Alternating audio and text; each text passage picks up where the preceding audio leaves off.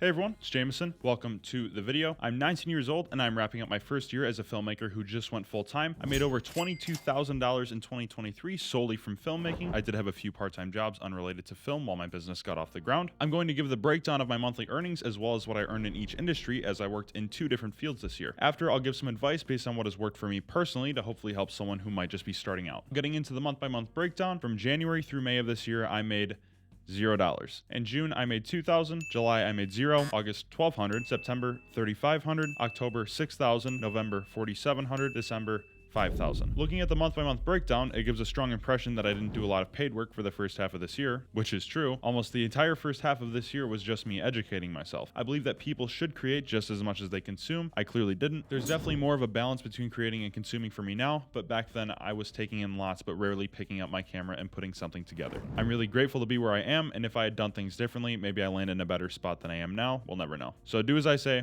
not as I do. That's just me being completely honest. I only shot a handful of projects in the first half of this year. I traveled to Mexico at the end of March to shoot my first wedding. It wasn't paid. This was really my first actual project of any kind in regards to film. Everything that happened after was actually kind of a ripple effect from that first wedding. This is something I'll get more in depth on later once we get into the advice portion. Now, breaking down my earnings by source, I only worked in 2 different industries this year. Weddings are the first, and these accounted for over $10,000. Weddings are a great start for most filmmakers as they teach you to be sociable and get comfortable with directing people you just met, which odds are you will have to do a lot of that in your career. Even though I'm extroverted and love being around others, it was very difficult for me to get comfortable directing couples for my films. I've shot about a dozen weddings this year, and after consistent exposure to it, I'm far more comfortable with it now than I was when I first started. Weddings also don't go according to schedule all of the time. You can plan them down to the minute and things will still go wrong. This can be frustrating in the moment, and trust me, it will be, but long term it will be beneficial to learn to work in an environment where sometimes you need to adapt quickly and do things on the fly in order to get what you need. That skill, once again, will cross over into other areas of your career quite well. Now, the remaining $12,000 I've earned has all come from social media content, which I only started doing in the last 3 months,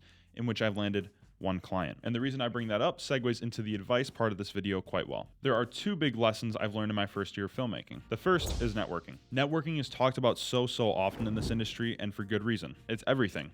Mostly. What I have come to believe is that it is your connections that get your foot in the door. It's your skills and your ability to develop those skills and new ones moving forward that allow you to retain clients. The first wedding I shot this year was for a close friend of mine. His name is Cody. I had met Cody in the gym, and about 3 months after I met him, he said that he was getting married across the world, and I figured it would be great to start off my career on a destination wedding. So I got after it, and that's how I started my career. After, he referred me to 2 more couples. I shot those weddings. At one of those, I met a photographer who helped me get a job at a wedding production company, which now meant I had more consistent work. Towards the end of this year, Cody also landed me a social media client. There's someone he works with, and they needed a video guy. That's the job that allowed me to now go full time, and I have my own office and studio space. This goes to show that finding high quality connections, and I emphasize high quality, people who will consciously think of you and have your best interest in mind, is going to do wonders for your career. There might be a bit more in my favor since I'm younger, and I believe that most people like to help out the newer, younger crowd that have a lot of drive, but regardless, if you're personable, have a great attitude, invest in yourself, and have a strong desire to improve, people will bring up your name if the circumstances call for it. And the second piece of advice I would give to all filmmakers, and this goes double for people just starting, is to use your best judgment. Film is a creative industry, and you may be taught to do things one specific way. Filmmaking has many different rules, but those rules are meant to be broken. There are many different ways to accomplish any given thing, so at the end of the day, it comes down to you to do what you think is best for the task at hand. This applies when you're on a shoot, when you're working on your business, whatever it may be. So many people have seen success in this field, yet no 2 people will ever have the same story of how they got to where they are.